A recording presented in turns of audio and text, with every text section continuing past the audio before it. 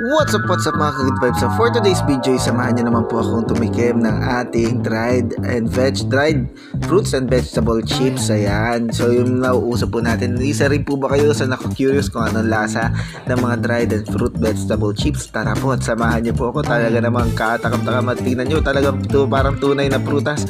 Kasi tunay naman po talaga at tunay na prutas at gulay. Kaya po samahan niyo po ako. Kaya po ito po ang inyong Kuya Mark at dali-dali na po kinuha ang cellphone at umorder tayo sa Lazada. Let's go. So type lang po natin dried vegetable chips o dried fruit and vegetable chips.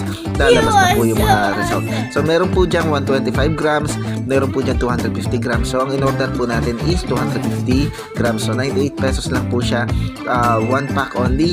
Tapos meron po siyang parcel na charge. Siguro mga 150 po or total po na babayaran po ninyo para lang po natin matikman yung ating dried fruits and vegetable chips. Talaga namang napaka